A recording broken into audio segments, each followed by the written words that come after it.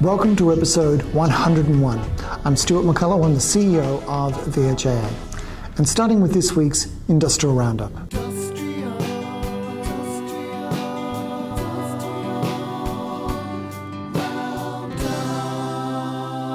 Just a reminder to our community health members that the recent Enterprise Agreement forums for the social and community services and for the health and allied managers and admin agreements are now available through the VHA website on the MyIR page going to the video links page. A big thanks to all those who attended and those who provided feedback with regards to the forum, including the streaming option. And a reminder to those members too that there is the upcoming series of forums on the 30th of April for allied health professionals and dietitians agreements. Once again, streaming will be an option. Those will be recorded and available to members on an ongoing basis. With respect to our health service members, the CWMS advisory group, which applies to the mental health agreement, is meeting on Tuesday. We have the Metro HRIR managers meeting on Wednesday, and the Gippsland Regional and Rural Forum, which will occur on Friday at Gippsland Southern Health in Leongatha. And just a reminder to all members about the Enterprise Bargaining Framework document, which has been distributed to HR members for their review and comment. The purpose of that document is to ensure that we clearly articulate how it is that bargaining will work. We got significant feedback last year through the member needs analysis that indicated that there was a lack of clarity with regards to bargaining, and upon reflection we had never articulated a clear process. What we're seeking to do is get as much feedback as we can so that we can settle how bargaining will function and members can have more confidence that we can be more predictable. The kind of things that we are particularly seeking feedback on include information, and what level of information and the form of information for different types of employees within health services, including CEOs, the best way to ensure participation, and the process for member approval. We look forward to receiving your feedback with regards to that document to ensure that we are prepared for bargaining when it starts in 6 months' time. As always, all of our activities are summarised through the VHA community app. That's it for this week's Industrial Roundup. It's time now for the weekly update.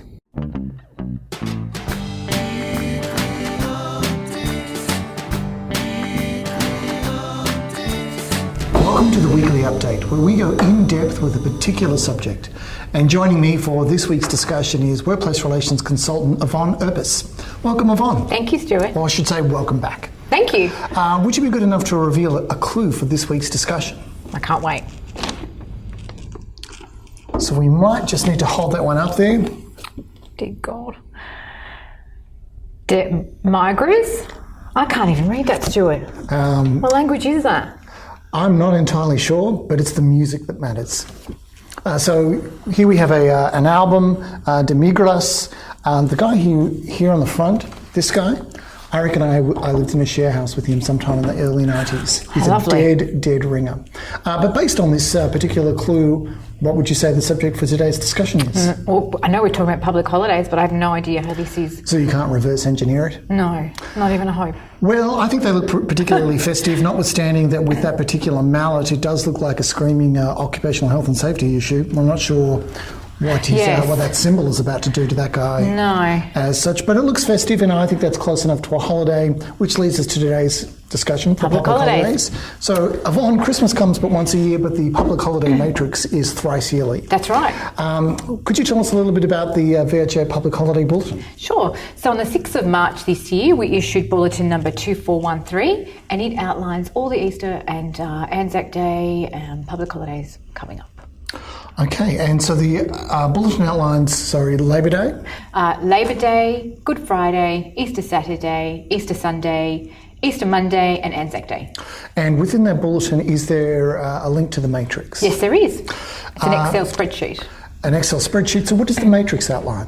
The matrix outlines the various agreements and the entitlements within each agreement for public holidays. Covering off different scenarios? Yes, it is, both rostered to work and not rostered to work. So I think it would be fair to say, without fear of overstatement, that there's quite a bit of information contained within the matrix. There is. What would you suggest to make it more user-friendly? My usual tip is to print it in A3 and colour. So it's nice and big, and the colours help you identify which column is applicable. So what does the matrix try to capture? It typically captures two scenarios: rostered to work and not rostered to work. So rostered to work for full-time, part-time and casual staff, and not rostered to work including staff who would ordinarily be rostered but are given the day off? That's exactly right. And can you talk a little bit more about the individual scenarios and how they apply to the various agreements? Certainly. Typically, when an employee works on a public holiday, they get one of two. It's either double time or double time and a half. And the agreements that outline the double time and a half payment are as follows. Health professionals, including health professionals in community health. Health and allied employees, including community health and mental health. Management employees, including community health and mental health. Medical specialists and doctors in training. Medical scientists, pharmacists, psychologists, dietitians, etc. Community health only.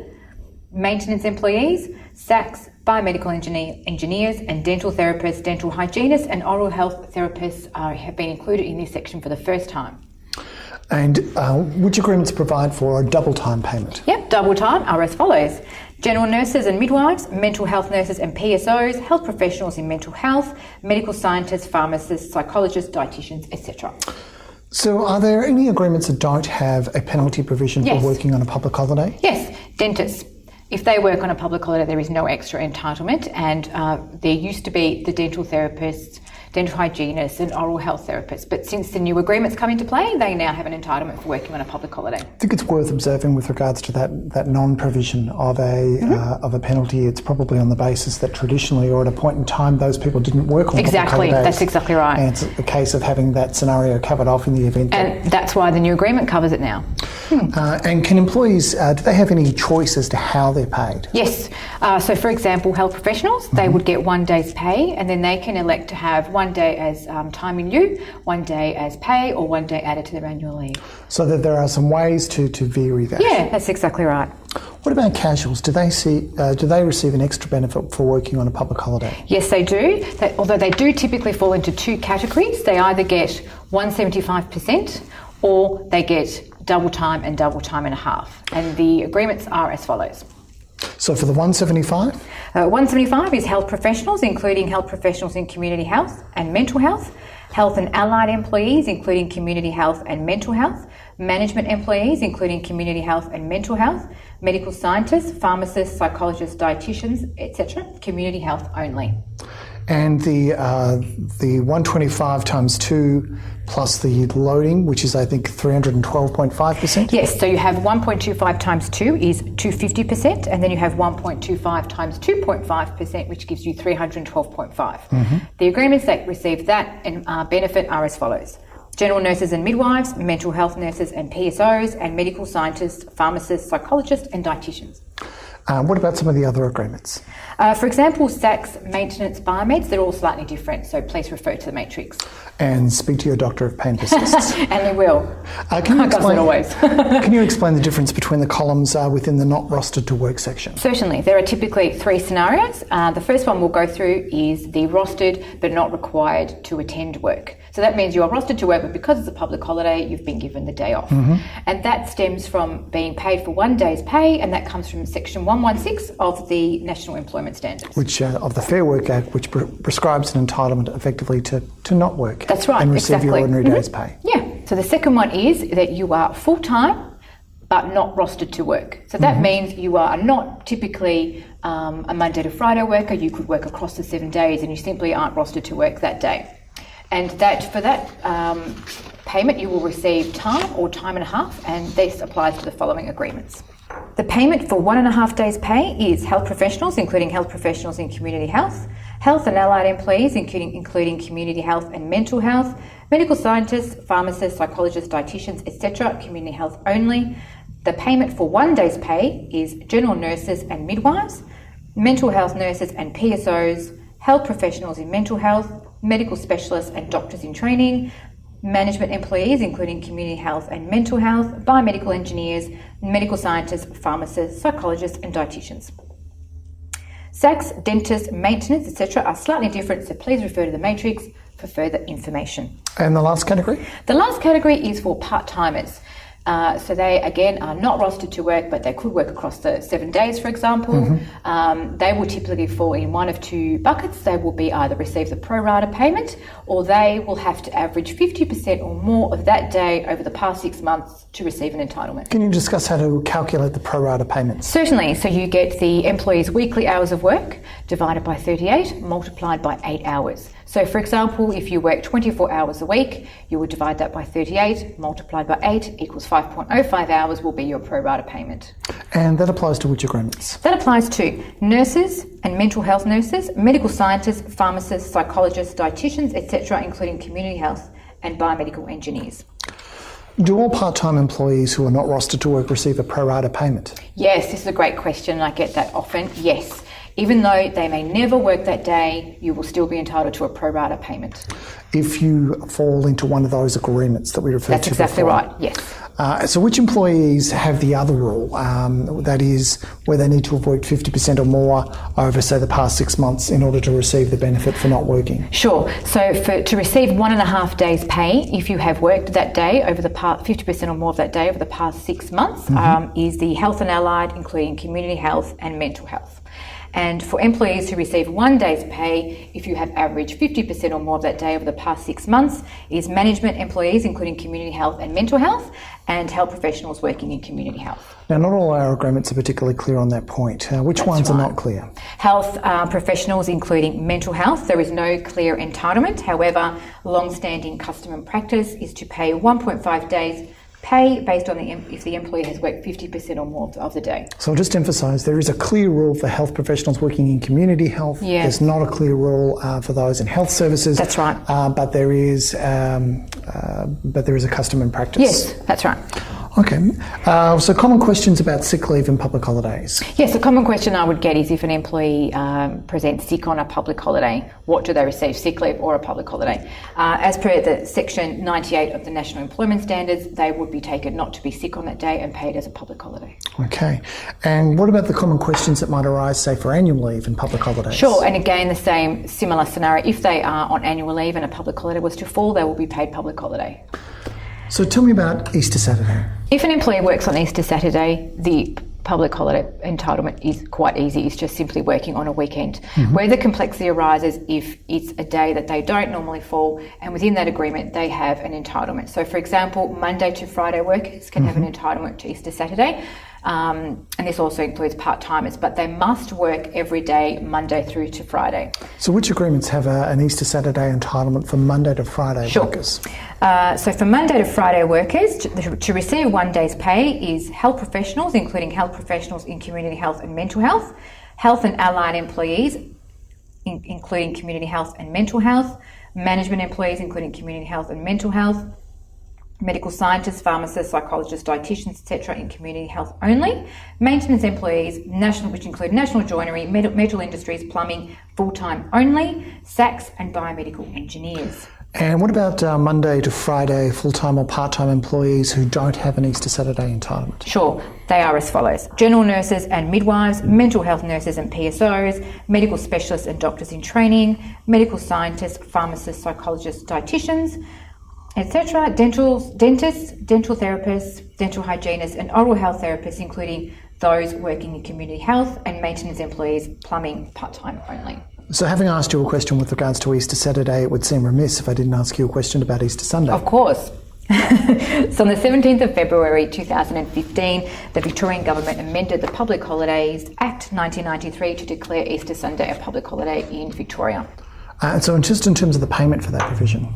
Certainly. So payment for this provision needs to be read with each of the individual agreements, and this again is outlined in the matrix. As mentioned earlier, for Easter Saturday, if an employee works on Easter Sunday, it's quite easy. It's if they're, again, not rostered to work where the complexity arises. So let's start with Monday to Friday full-time or part-time employees who have an Easter Saturday entitlement. Sure. They are as follows. Health and allied, including community health and mental health, full-time only. Part-time must satisfy the 50% rule. Management employees, including community health and mental health, full-time only. Part-time must satisfy the 50% rule. Medical scientists, pharmacists, psychologists, dietitians, etc. in community health only, full-time only. Part-time will receive a pro rata payment. Biomedical engineers, part-time only, will receive a pro rata benefit. Mental health nurses and PSOs, part-time only, will receive a pro rata benefit. And what about Monday to Friday full-time or part-time employees who don't have that Easter Saturday entitlement? Sure. How does that work? So they don't get any benefit for being rostered off on that day, and that will include health professionals, including health professionals in community health and mental health, general nurses and midwives, medical specialists and doctors in training, medical scientists, pharmacists, psychologists, dietitians, etc., dentists, dental therapists, dental hygienists and oral health therapists, including those working in community health, maintenance employees, SACs, biomedical engineers full-time, and mental health nurses and PSOs full-time only. Well, thank you, Yvonne, for taking us through that in such great detail. Can I just add one more thing? Oh, you can. There will be an updated matrix coming out to reflect the certification of the dental therapists A new agreement has been... Yes, so just to update everybody with the clause references. And the change is... The change was that they now have a benefit for working on a public holiday, as I mentioned earlier. And there are clause number changes, but that's it. Certainly. And should there be any other agreements that are certified prior to Easter, we will send out an amended public holiday matrix with refreshed clauses. Okay. So that's something to look forward to in the event that there is any further action on that certification front, which we can never quite tell whether that's going to exactly right. Well, I think there's no better way to end this podcast than with a track from De Migros. And I'm going to suggest track 3 on side 1, which is Comme na Hues Yvonne. I think we should leave on that particular not sour note. No, because it's got my name in it now. I like this song. I don't even like this band, but I do now. Well, indeed, I'm prepared to give you the record. Thanks very much, Yvonne. Thank you.